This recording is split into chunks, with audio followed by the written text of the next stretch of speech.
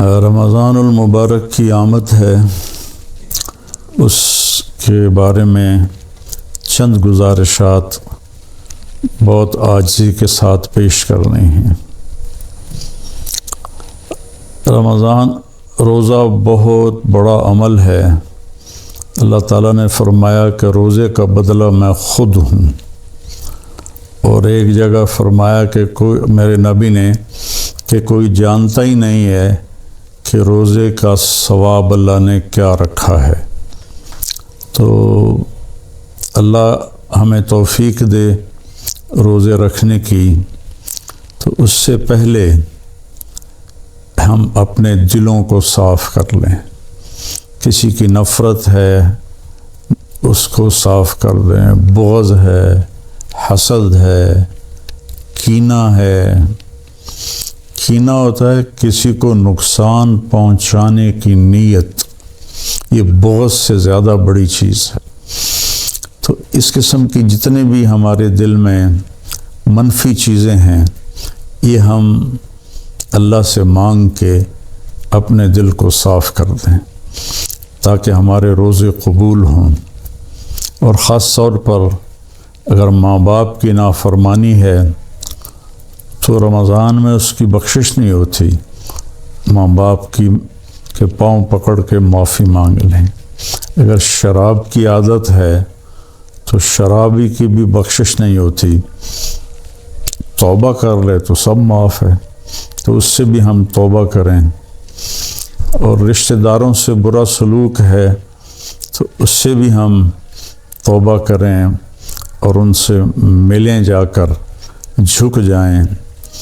اور جھک جانے میں اللہ نے عزت رکھی ہے۔ اور کسی کے بارے میں دل میں کینہ ہے، یعنی اس کو نقصان پہنچانے کی نیت اور ارادہ ہے، اس سے بھی توبہ کریں تو انشاءاللہ ہمارے روزے اللہ کی بارگاہ میں قبول ہوں گے۔ آخری رات اللہ فرماتے ہیں کہ دن کے روزے اور رات کے قیام کی وجہ سے میں نے ان کے سارے گناہ معاف کر دیے۔ اور اللہ تعالیٰ نے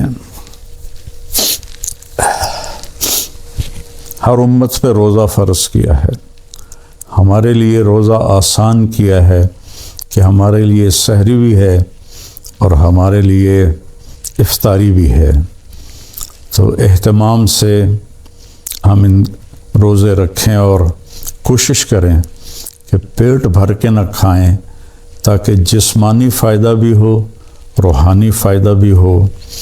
اگر ایک مہینہ پورا ہم اس طرح روزہ رکھیں کہ ہمیں ظہر سے بھوک لگنی شروع ہو جائے تو پورے مہینے میں ہمارے جسم کے اندر جتنی بھی کثافتیں اور غلط چیزیں جمع ہیں وہ ساری دھل جاتی ہیں اور صاف ہو جاتی ہیں۔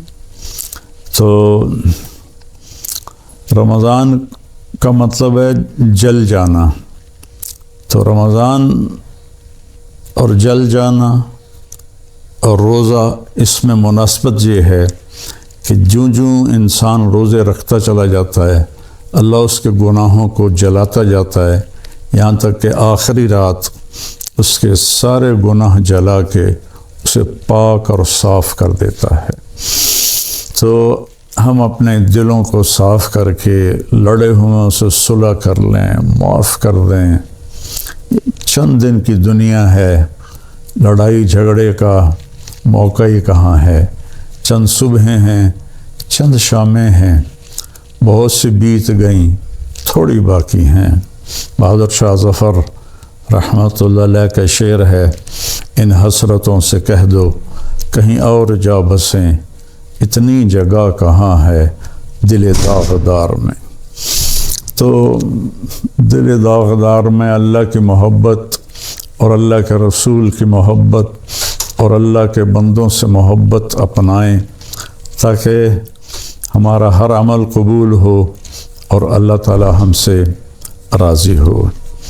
اور دوسری بات یہ ہے مالدار حضرات کے لیے کہ زکوٰۃ کا تو ضرور اہتمام فرمائیں۔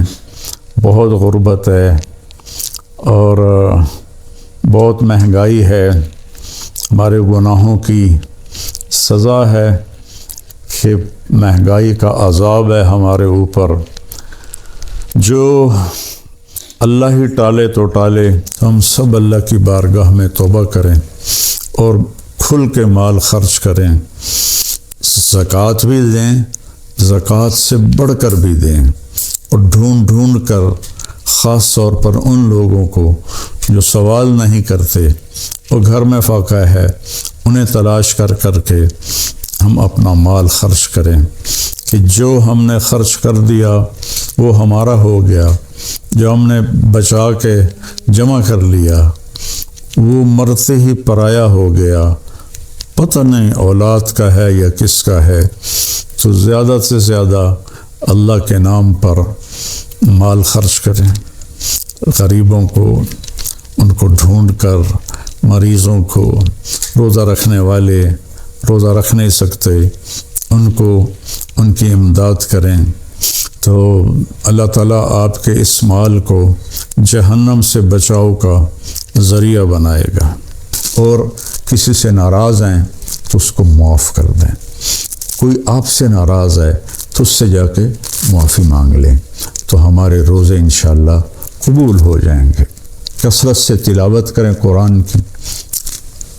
بخاری شریف کی روایت ہے، کانا رسول اللہ صلی اللہ علیہ وسلم اجود الناس، اللہ کے نبی سب سے زیادہ سخی تھے۔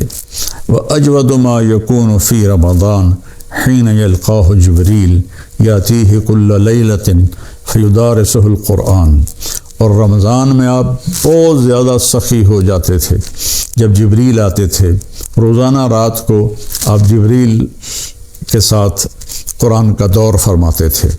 تو یہ واحد نبی ہیں جن کے پاس اتنی کثرت سے جبریل تشریف لائے، ہر رات تشریف لاتے تھے۔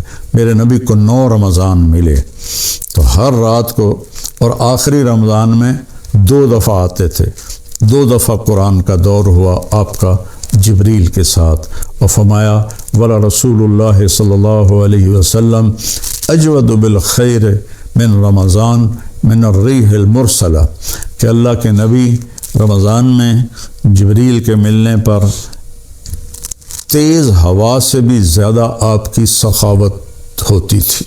تو میں مالداروں سے کہتا ہوں سخی بنیں، صرف زکوٰۃ دے کے مطمئن نہ ہوں، زکوٰۃ سے اوپر بھی خرچ کریں، اللہ آپ کا رزق بڑھائے گا۔ اللہ مجھے آپ کو توفیق نصیب فرمائے۔ السلام علیکم ورحمۃ اللہ وبرکاتہ۔